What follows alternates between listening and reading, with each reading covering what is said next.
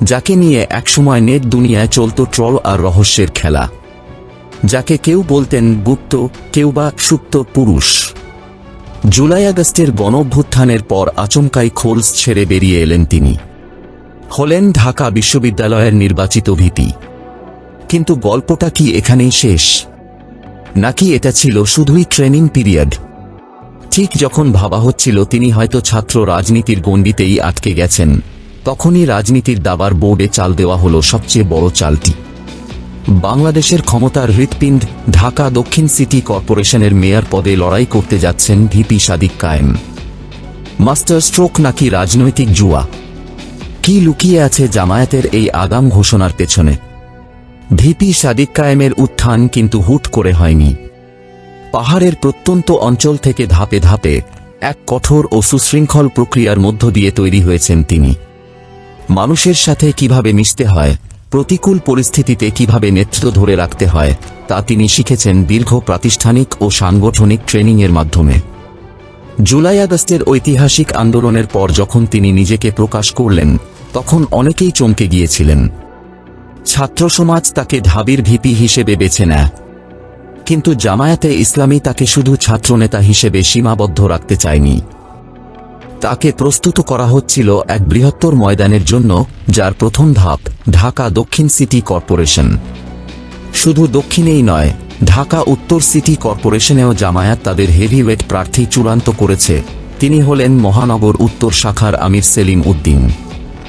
কিন্তু ভোটের আরও বেশ কিছু সময় বাকি থাকতেই কেন এই আগাম ঘোষণা? এখানেই লুকিয়ে আছে জামায়াতের চতুর রাজনৈতিক কৌশল।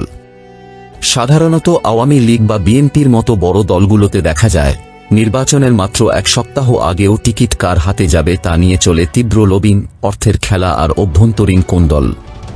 কর্মীরা বিভক্ত থাকে কোন ভাইয়ের পোস্টার ছাপাবে তা নিয়ে।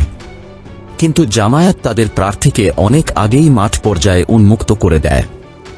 এর সুবিধা হল তৃণমূলের রুট লেভেলের কর্মীরা দ্বিধাদ্বন্দ্ব ভুলে এখন থেকেই সাদিক কায়েম এবং সেলিম উদ্দিনের জন্য কোমর বেঁধে গণসংযোগে নেমে পড়েছেন। ইতিমধ্যেই ঢাকা দক্ষিণের বিভিন্ন এলাকায় সাদিক কায়েমের সামাজিক ও জনকল্যাণমূলক তৎপরতা সবার নজর কেড়েছে। প্রশ্ন উঠতে পারে, একটি সিটি নির্বাচন নিয়ে এত উত্তেজনা কেন? আসলে ঢাকা উত্তর বা দক্ষিণ সিটির একজন মেয়রের ক্ষমতা কোনো সাধারণ এমপির চেয়ে কম নয়। একটি সিটির অধীনে ডজনখানেক সংসদীয় আসন থাকে। এমপিরা নিজ নিজ এলাকার প্রতিনিধি হতে পারেন, কিন্তু পুরো নগরীর নগরপিতা বা প্রধান প্রশাসক হন একজনই। তাই জাতীয় নির্বাচনের পর এই সিটি নির্বাচন হতে যাচ্ছে ক্ষমতার আসল লিটমাস টেস্ট।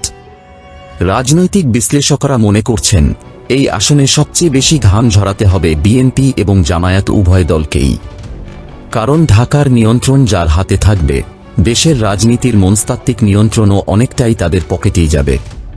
এখন সবচেয়ে বড় প্রশ্ন, ঢাকা দক্ষিণে সাদিক কায়েমকে টেক্কা দিতে বিএনপির ডেরায় কে আছেন?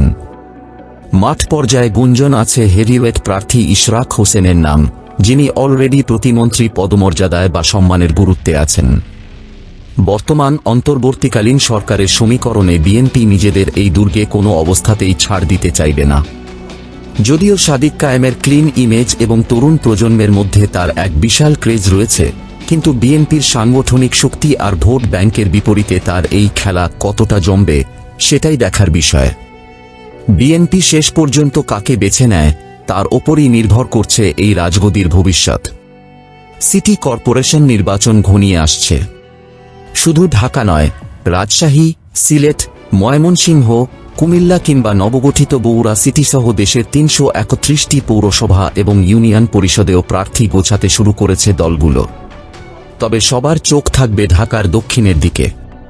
তরুণ তুর্কি ভিপি সাদিক কায়েম কি পারবেন জামায়াতের এই মাস্টারস্ট্রোককে বিজয়ে রূপ দিতে, নাকি বিএনপির অভিজ্ঞ রাজনীতির কাছে ছিটকে যাবেন তিনি?